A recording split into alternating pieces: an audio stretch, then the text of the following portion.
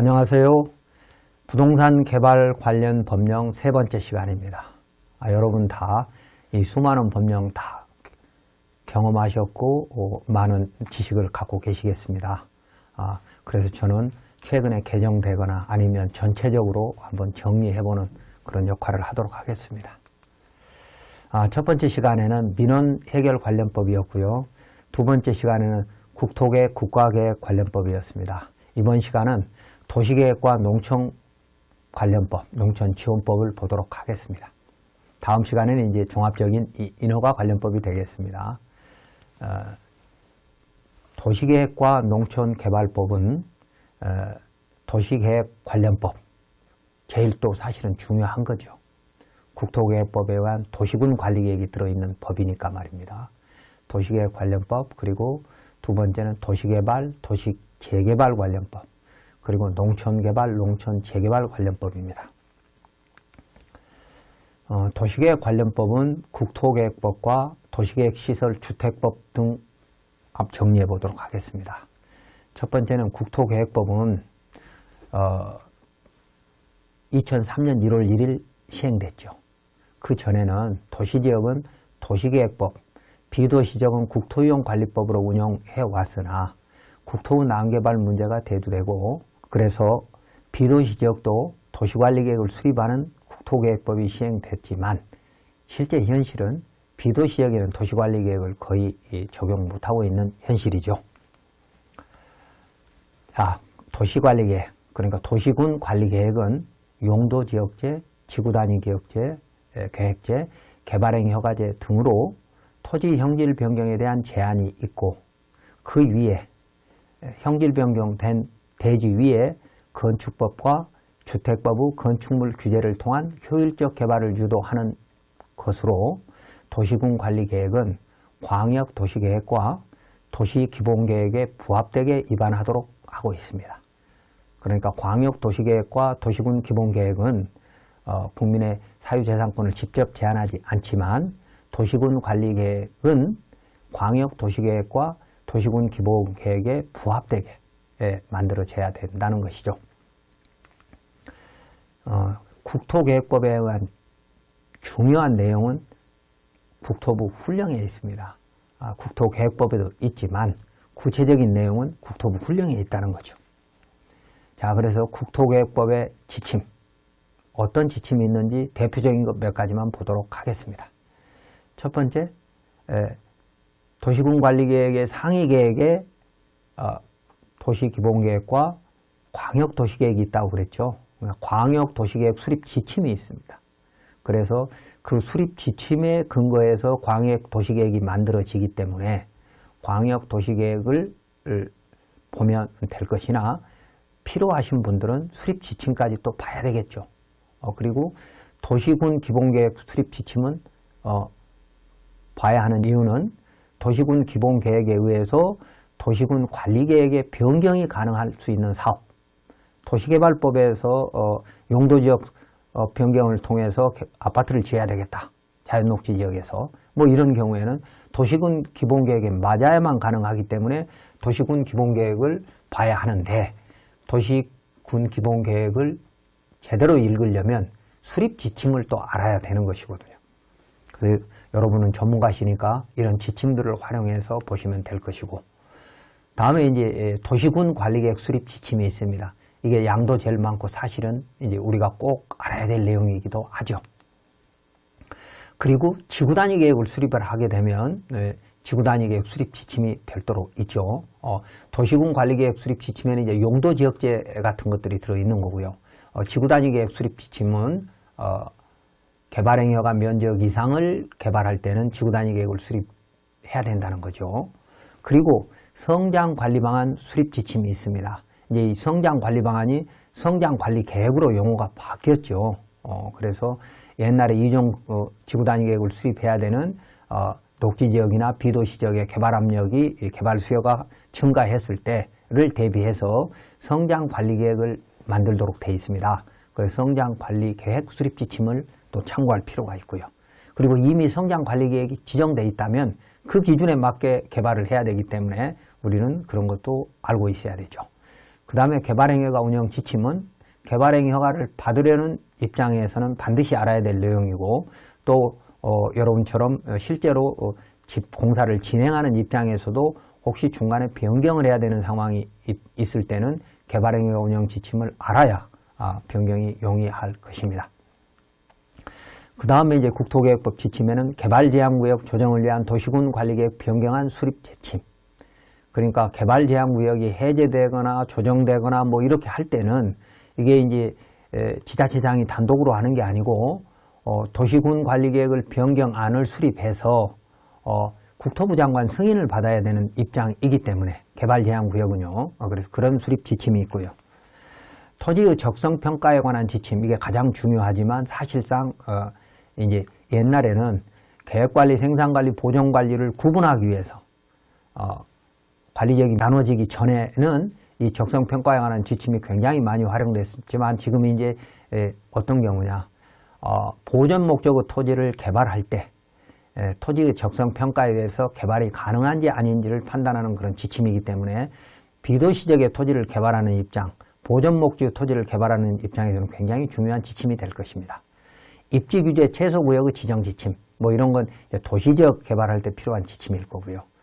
그리고 맨 처음에 봐야 될 것이면서도 가장 중요한 도시의 지속 가능성 및 생활 인프라 평가 지침 등 이런 것들을 국토부 훈령으로 지침을 만들어 놓았기 때문에 여러분은 공사를 집행하는 입장이기 때문에 이런 내용까지는 깊이 알 필요는 없지만 그래도 이런 게 있다는 정도를 알고 계신다면 또 인허가를 변경해 주는 그런 용역사와 전문가하고 대화가 자유로울 수 있다는 것입니다.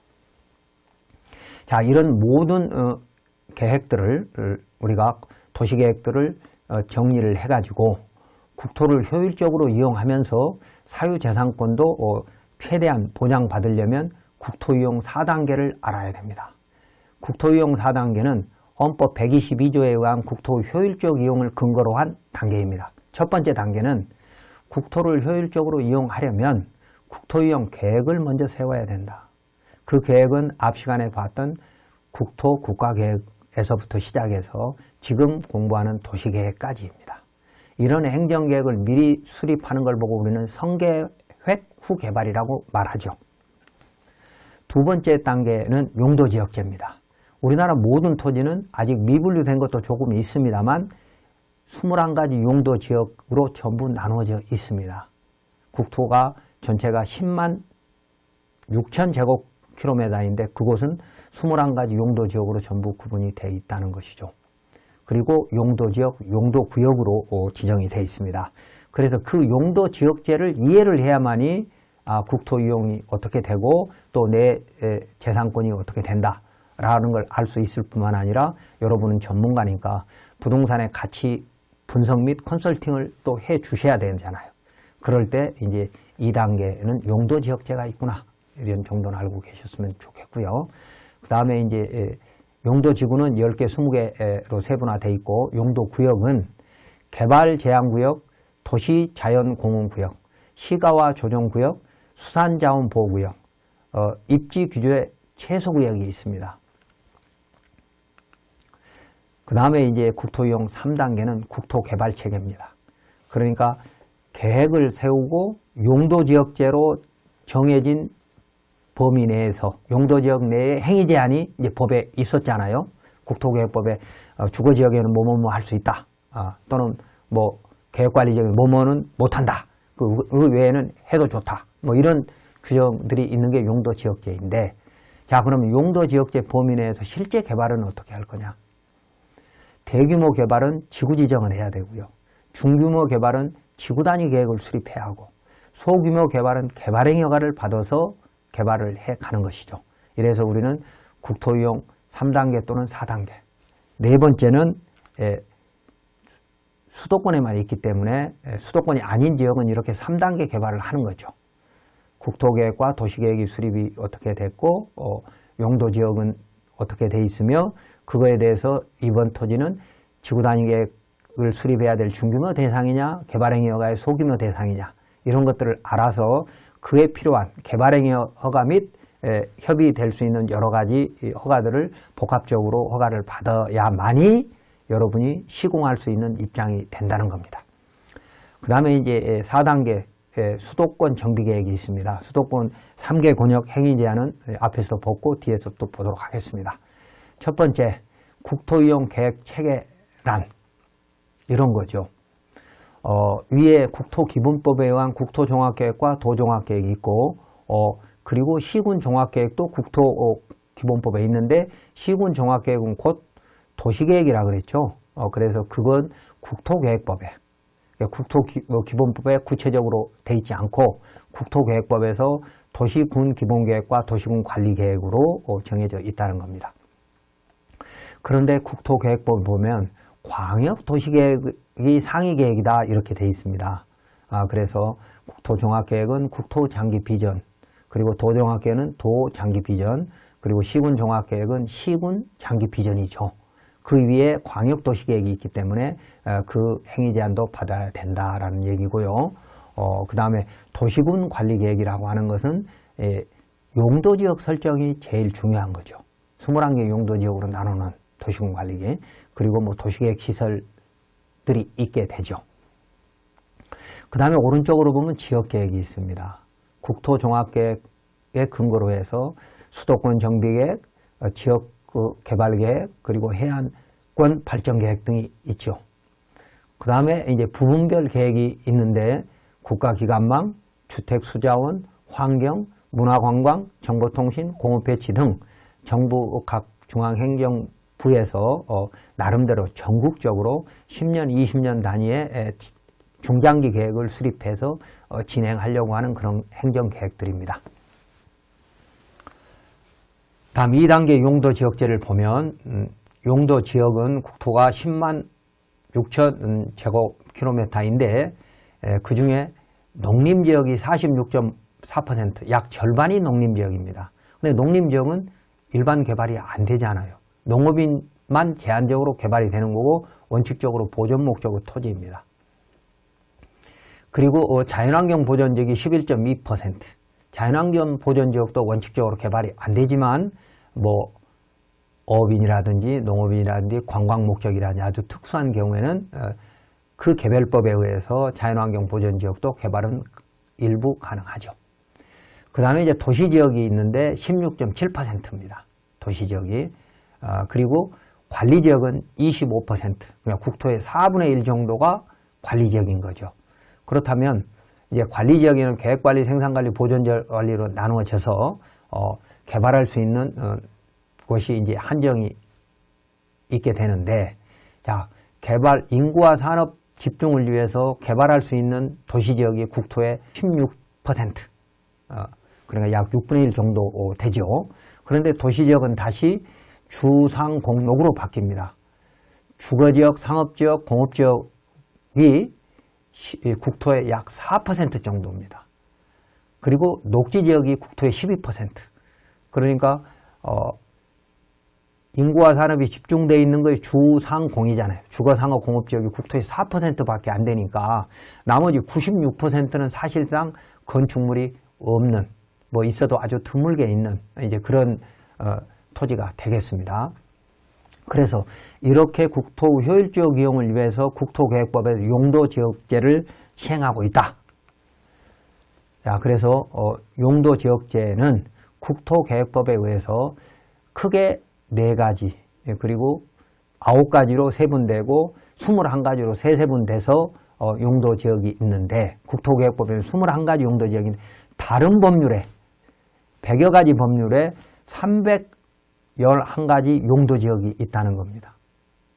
그래서 그런 것들을 종합적으로 다 알아야 되기 때문에, 그러니까 어느 법령에서 다른 법을 모두 배제하겠다라는 규정이 없는 한 100여 가지 법령이 중복 규제된다는 겁니다. 자, 그래서 21가지 용도지역 행위 제한을 강화 또는 완화하는 10개의 용도 지구가 있고요. 용도 지구는 세분하면 20개가 됩니다. 그리고 5개의 용도 구역이 있어 각각의 행위 제한이 있습니다. 다음 3번째 국토개발 체계는 대규모 개발은 지구지정, 중규모 개발은 지구단위계획, 소규모 개발은 개발행위 허가를 받아서 하는데 지구지정은 대규모 개발은 신개발, 재개발, 지역개발이 있습니다. 그래서 신개발은 도시개발법, 택지개발촉진법, 산업입지법, 경제자유구역법 등이고 재개발은 도시재정비법, 항만개발법, 농어촌정비법에 의한 재개발이고 지역개발은 국가균형발전법, 지역개발지원법, 적경지원법, 미군 공여구역법, 해안내륙발전법, 지역특구법 등에 의한 개발입니다. 이런 것은 대형 개발은 국민의 권리를 최대한 보장하기 위해서 지구지정을 먼저 하고 환경평가도 장기간 충분히 하고 주민들의 의견도 충분히 수렴을 하라는 취지로 지구지정을 하게 되는 것입니다. 지구단위 계획은 중규모 개발이고 개발행위 허가는 허가 신청자가 개발계획을 수립을 하면 허가권자인 지자체장이 허가를 해주는 거기 때문에 기간으로 말하면 개발행위 허가가 제일 작고 지구단위가 조금 더 길고 지구지정은 몇 년이 걸 수도 있고요. 자, 그래서 국토개발체에게는 세 가지로 나누어지는 겁니다. 자, 대규모 개발 그림으로 보겠습니다. 지구지정을 하는 건 3기 신도시를 보면 지금 2018년에 1차, 19년에 3차까지 이렇게 지정이 돼서 2021년은 사전 청약까지 아파트 사전 청약까지 하고 있습니다만 이런 서울 주변에 지구지정을 하는 이런 지구지정하는 곳들이 여러 군데 생겨서 3기 신도시가 만들어지고 있죠. 그 다음에 중규모 개발을 하는 것은 지구단위 계획인데 지구단위 계획은 사업 시행자가 법에 맞춰서 지구단위 지침에 맞춰서 할 수 있는 곳이지만 의무적으로 해야 되는 것도 있습니다. 의무적으로 하는 것을 12가지가 있죠. 용도지구, 도시개발구역, 정비구역, 택지개발예정지구, 대지조성사업지구, 산업단지, 관광단지, 개발제한구역, 복합용도개발, 유의토지개발, 도시지역의 계획적 체계적 관리, 시범도시, 개발행위 허가 제한지역, 조례로 정한 지역 이런 곳은 의무적으로 지자체가 지구단위 계획구역을 수립해야 되고요. 지정 및 수립을 해야 되고 비도시지역은 계획관리지역이 50% 이상이면서 나머지 지역이 보정관리지역 또는 생산관리지역일 때는 지구단위 계획을 수립할 수 있다고 되어 있습니다. 전에는 계획관리지역과 개발진흥지구만 2종 지구단위 계획을 수립한다고 되어 있었는데 계획관리지역이 50% 이상이 되면 나머지는 주변 환경보전지역으로 두면 되는 거기 때문에 보전관리나 생산관리를 포함해서 전체 사업부지를 허가해 줄 수 있는 것이죠. 그러니까 실제 개발 면적은 계획관리 지역만 하는 것입니다. 다음 이제 지구단위 계획에 대해서 간단히 보면 2000년에 도시계획법에 탄생한 지구단위 계획 제도란 도시군 관리계획의 도시군 계획시설 설치 위주의 평면적 개발에 건축 상세 계획을 포함한 입체적 개발로 발전한 것으로 2012년 1, 2종 지구단위 계획이 합해졌습니다. 그래서 이제 1종, 2종이 2012년부터 없어진 거죠. 다음 지구단위 계획이란 기존 후 용도지역, 용도지구, 용도구역 제도만으로 기대할 수 없는 체계적인 개발을 위하여 새로이 만들어진 도시 설계 기법의 하나이면서 동시에 도시군 계획의 개발 규제 방식입니다. 이 말은 입체적 설계를 해서 효율적으로 국토를 개발한다는 의미도 있지만 이렇게 개발구역 안에는 지구단위 지침이라는 게 따로 있어서 그게 용도지역에 따른 행위자는 범위 내에서 지구단위 계획은 별도로 수립할 수 있다는 겁니다. 그렇다면 우리는 지구단위 계획구역 내에 계획구역 내의 부동산의 가치를 평가를 하려면 반드시 지침을 봐야 된다는 겁니다. 그런데도 그 지침의 중요성을 모르는 전문가들, 특히 감정평가 전문가들이 많습니다. 계획관리지역에서 2종 지구단위 계획을 수립을 해놨으면 계획관리지역 내 행위제한으로 보면 안 된다 그 말입니다. 어느 토지가 토지연계 확인서를 떼었더니 계획관리지역 나오고 밑에 지구단위 계획 수립지역 이렇게 나왔다.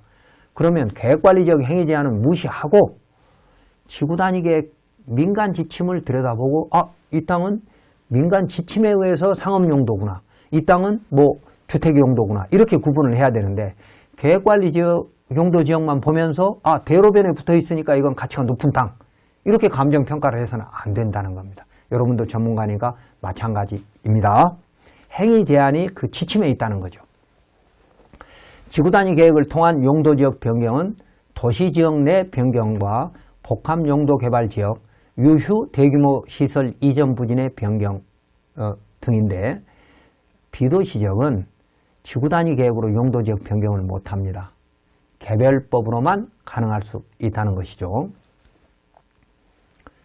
예를 들어서 뭐 관광단지를 만들어야 되겠다 그러면 그 법에 용도지역을 변경할 수 있는 도시군관리계획 협의라고 하는 조항이 들어있으면 용도지역 변경을 하기 위해서 허가권자와 협의를 할 수 있지만, 그런 개별법에 도시군관리계획 협의라는 것이 없다면 비도시지역은 지구단위 계획으로 수립이 안 된다는 겁니다.